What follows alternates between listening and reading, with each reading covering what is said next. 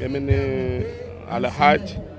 Khalifa Abdulrahman Muhammadu Yusuf Agbesinga Salati. The word insecurity, àìní Ọlọ́run tó náà ni, àìmọ̀ Ọlọ́run ni. Tí a bá padà sí ìpìlẹ̀,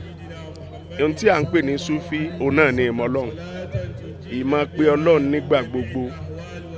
Torí lẹ́yìn ká kírun, ká gbààwẹ̀, ká yọ sàká gẹ́gẹ́ bí òpó ẹ̀sìn Islam. Àwọn tí ó wà láti àtètè kọ́ sí tó ń jẹ́ kírun gan pé tá a bá wò tá a bá ń kírun ọ̀pọ̀lọpọ̀ in tó wà lọ́kàn pọ̀. Inú àwẹ̀ Ọlọ́run ló ń gbà àwẹ̀ wa. Kódà nù ká yọ sàká kó mọ́ Ọlọ́run ló mọ̀ lónìí. Àmọ́ ojú ọ̀nà Sufi, kí náà là ń pè ní ojú ọ̀nà Sufi náà ni ìmọ̀ Ọlọ́run lódodo, látara wípé à ń ṣe àfọ̀mọ́ fún nígbà gbogbo níbi gbogbo. Tá a bá ti gba ọwọ́ lọ́dọ̀ àwọn ẹni Ọlọ́run, a máa wá ṣe bí ó ṣe yẹ, àwa náà ó dò ní Sufi. Ìmọ̀ wa dò ní Sufi tó bá ṣe pé ó bá rinlẹ̀, ó bá kárí ayé ni, insecurity á wà, torí ìbẹ̀rù Ọlọ́run á wà, ọkàn á fúyẹ́ láti sá fún ẹ̀ṣẹ̀, torí gbogbo tó ń jẹ́ insecurity ẹ̀ṣẹ̀ ni. Gbogbo ọ̀nà tí insecurity máa gbà wá, bandit ni, kidnapping ni, olè jíjà ni, gbogbo nǹkan tẹ́ kéèyàn fi nǹkan sójú kan kó má rí insecurity ni, kéèyàn lọ kán gbé nítorí pé wọ́n fẹ́ gbowó kán kidnap. Àmọ́ tó bá yẹ pé ojú ọ̀nà Sufi bá ṣe mọ̀ yí gbé àwọn ẹni Ọlọ́run ṣe fi sílẹ̀, tó bá rinlẹ̀ tó kárí ayé, ó máa tackle insecurity. Táwọn tó wà níjọba tí wọ́n bá gba ojú ọ̀nà Sufi gẹ́gẹ́ bí tí agbédání láàyè tí bàbá Shehu Salati gbé dání títí tí Ọlọ́run fi ní kán rí ayé ṣe, torúkọ náà ò fi pa rẹ́dì sí tó jójú ọ̀nà Sufi. Tó bá yẹ pé Ọlọ́run bá jẹ́ kó rinlẹ̀ kárí ayé lọ́dọ̀ àwọn tó wà níjọba, gbogbo ibi tí agbára wà tí ojú ọ̀nà Sufi bá rinlẹ̀, kí ló dé? Kò ní sí insecurity, kò ní sí tí ń jẹ́ insecurity. Oníkálukú á lè sùn, á sùn, béèyàn ò tilẹ̀kùnlé ọkàn balẹ̀, béèyàn ń lọ kò ní sínú wípé bọ́yá àbí wọ́n fẹ́ jí gbé.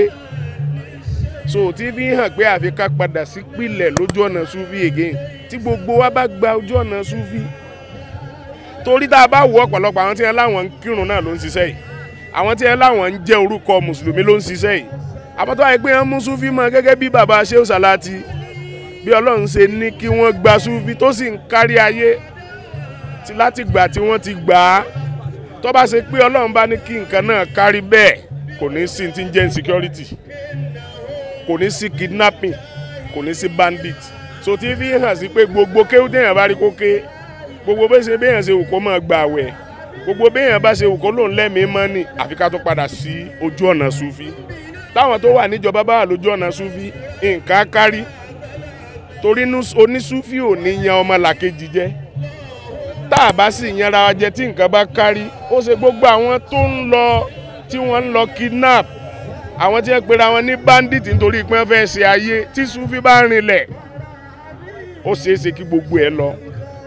So mo fi gbogbo ẹnu sọ pé àwa tí ojú ọ̀nà Sufi, tí a bára wa lójú ọ̀nà Sufi,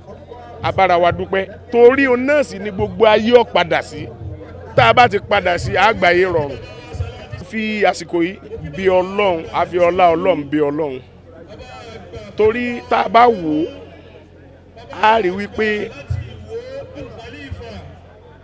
iṣẹ́ Ọlọ́run tá a gbé dání, òun náà ló kárí.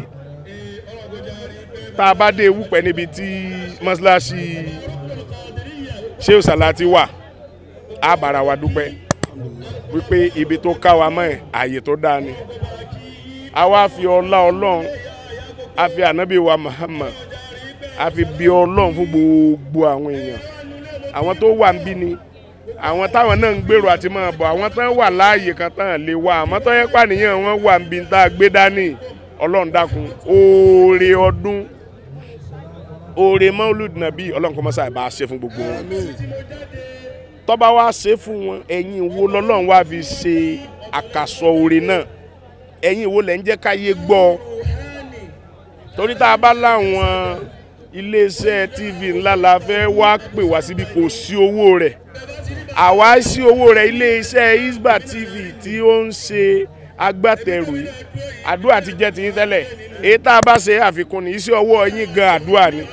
àmọ́ ládàáyanrí rẹ̀ mo fi ọlá Ọlọ́run bẹ lọ́n fún yín iléeṣẹ́ náà Ọlọ́run mọ́jú orí lẹ̀ gbogbo àwa tá a gbé dání ẹ̀ ṣe polówó oṣù wà ẹ̀ ń ṣe ẹ fi ń dá sí tọ́lọ́ ni ọba tí máa tó yàn ní títò rẹ̀ Ọlọ́run kọ́ mọ́ sáà bá wa tó yín gbogbo ẹ̀yin tẹ́ ẹ gbèrú tẹ́ ẹ jẹ́ kó máa ṣe é ṣe àánú Ọlọ́run ààbò Ọlọ́run kọ́ mọ́ sáà máa bá a ṣe fún yín ọlá ànábì wa Muhammad ọlá Shehu Salati Ọlọ́run kó wọlá pé iṣẹ́ Shehu Salati náà lẹ gbé dání gbogbo bí tẹ́ ẹ bá ti gbọ́rọ̀ Shehu Salati báyìí ẹ̀ ń bọ̀ abẹ́ ẹ̀ ń lọ bẹ̀ kò síbi tẹ́ ẹ lọ o àmàdáyanrí iṣẹ́ Shehu Salati tẹ́ ẹ gbé dání tó jẹ́ wípé ẹ̀ ń jẹ́ kí ìmọ́lẹ̀ náà tàn ìmọ́lẹ̀ iléeṣẹ́ ti yín náà Hisbah TV ládàáyanrí Ọlọ́run níjọ́ wọ́ọ̀kùn láíláí